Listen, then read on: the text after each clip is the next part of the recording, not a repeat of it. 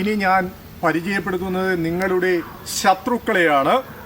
അതായത് ആവശ്യത്തിനും അനാവശ്യത്തിനും നിങ്ങളെ പുകഴ്ത്തുന്ന ഒരാളുണ്ടെങ്കിൽ, നിങ്ങളുടെ കൂടെയുണ്ടെങ്കിൽ, അത് നിങ്ങളുടെ ശത്രുവാണെന്ന് നിങ്ങൾ മനസ്സിലാക്കുക.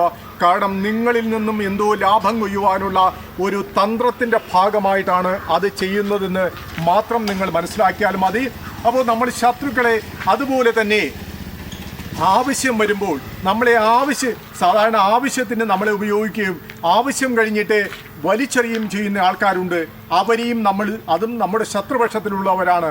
നമ്മുടെ യഥാർത്ഥത്തിൽ നമുക്ക് ശത്രുത ഉള്ളവരെ നമുക്ക് ഒരു കാലഘട്ടം, നമുക്കൊരു ദുരിത കാലഘട്ടം വരുമ്പോഴാണ് ഒരു മനുഷ്യൻ അവൻ തിരിച്ചറിയുന്ന ആരാണ് ശത്രു ആരാണ് ബന്ധുവെന്ന്.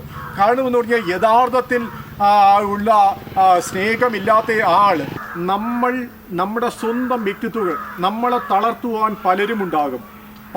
നമ്മളെ എപ്പോഴും നമ്മൾ ആദ്യം മനസ്സിലാക്കുക, നമ്മുടെ കൂടെ നിൽക്കുന്നവർ നമ്മൾ എന്തെങ്കിലും ഒരു കാര്യങ്ങൾ ചെയ്യുന്നതിനെ അതിനെ നെഗറ്റീവ് പറഞ്ഞ് തളർത്തുന്ന ആൾക്കാരെ ഒഴിവാക്കി വിടുക. അങ്ങനെയുള്ള ആളുകൾ നമ്മുടെ ഉയർച്ച ആഗ്രഹിക്കാത്തവരാണ്. അതായത് മാനസികമായി ഒരാളിനെ തളർത്തിയിരുത്തുക എന്നുള്ളത് അവരെ നമ്മുടെ അടുത്തു നിന്നുകൊണ്ട് ചെയ്യുന്ന ശത്രുതാപരമായ കാര്യമാണ്.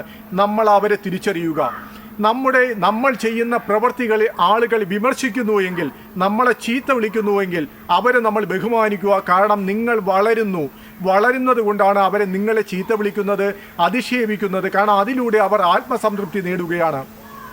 അപ്പോൾ ഓരോ വ്യക്തികളെയും നമ്മൾ തിരിച്ചറിഞ്ഞു കഴിഞ്ഞാൽ, നമ്മൾ വ്യക്തികളെ തിരിച്ചറിഞ്ഞു കഴിഞ്ഞാൽ മാത്രമേ അല്ലെങ്കിൽ എന്ത് ചെയ്യും, നമ്മുടെ കാൽച്ചുവട്ടിലെ മണ്ണൊലിച്ചു പോകുന്നത് നമ്മൾ അറിയില്ല.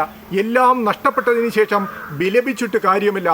ഓരോന്ന് ചെയ്യുമ്പോഴും വ്യക്തികളെയും ആളുകളെയും നമ്മൾ ശ്രദ്ധയോടെ വീക്ഷിച്ചില്ലെങ്കിൽ കയ്യിലുള്ളതും കരിപ്പിടിപ്പിച്ചതും എല്ലാം നഷ്ടമാകും.